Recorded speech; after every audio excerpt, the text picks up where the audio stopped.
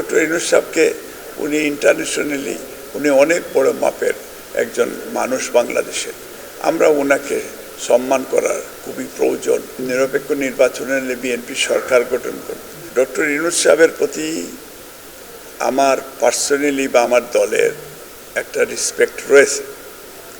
আমাদের ভারপ্রাপ্ত চেয়ারম্যান সাহেব তারেক রহমানও বলেছেন যে উনি ডক্টর ইউনূস সাহেবকে বা তার ক্যাবিনেটকে সহযোগিতা করছেন, সাহায্য করছেন, যাতে ওনারা যে ফ্রি ফেয়ার একটা নির্বাচন দিতে পারে।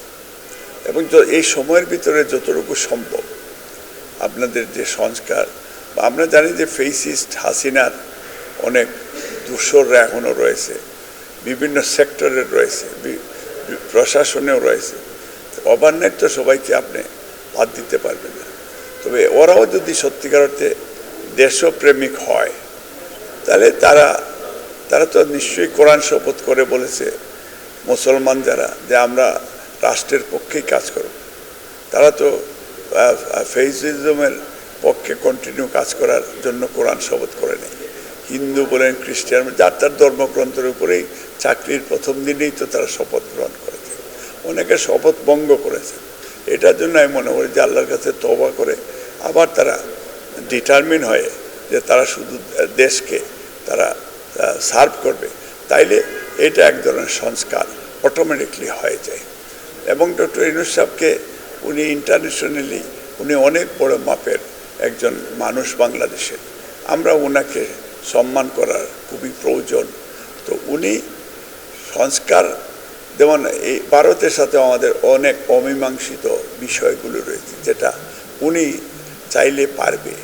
ফারাক্কার ইস্যু, টিপাইমুখী বাঁধ, বরাক নদীর উজানে, তারপরে আমাদের এই যে করিডোর বন্ধ করে দেওয়া। এলএমই সার্টিফাইড বিশ্ব সেরা কপারে তৈরি ওয়ালটন কেবলস, যা আপনার স্থাপনাকে রাখবে সব সময় নিরাপদ।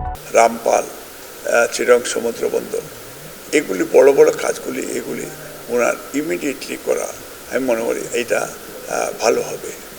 এবং তারেক রহমান তো ৩১ দফা কর্মসূচি উনি দিয়েছেন রাষ্ট্র মেরামত বা সংস্কারের জন্য, এবং সেই দিকে যদি আপনি চিন্তা ভাবনা করেন তাহলে আপনি দেখতে পারবেন যে এটা ডেমোক্রেটিক গভর্নমেন্ট যখন আসবে। এবার তো আমরা বিশ্বাস করি, দেশের জনগণও বিশ্বাস করে যে নিরপেক্ষ নির্বাচনে বিএনপি সরকার গঠন করবে।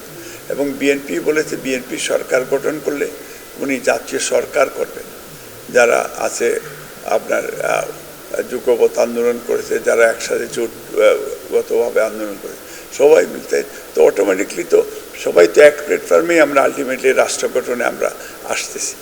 সেই কারণে আমি মনে করি যে ওনার যে অসম্পূর্ণ যেগুলি থাকবে, বাকিটা একটা গণতান্ত্রিক সরকার তারা নর্মালি কাজ করবে। আর $162 বিলিয়ন দেশের বাইরে হাসিনা এবং তারা পাচার করেছে, এই টাকাগুলি ফেরত আনা, বা যদি হাসিনা, রেহানা, জয়, পুতুল, ববি, টিউলিপকে যদি বাংলাদেশে আনতে পারে, এটা চাইলে ডক্টর ইউনূস সাহেব উনি একটা কাজ করতে পারেন। আর বাকিগুলি তো চলমান প্রক্রিয়া, এটা সংস্কার চাইলে আপনি ওভারনাইট করতে পারবেন। এটাকে রাজনৈতিক সরকারের দরকার, পলিটিক্যাল সাপোর্টের দরকার, গ্রাসরুট লেভেলের কর্মীরও সেখানে তারও প্রয়োজন রয়েছে, জনগণেরও সহযোগিতার দরকার রয়েছে।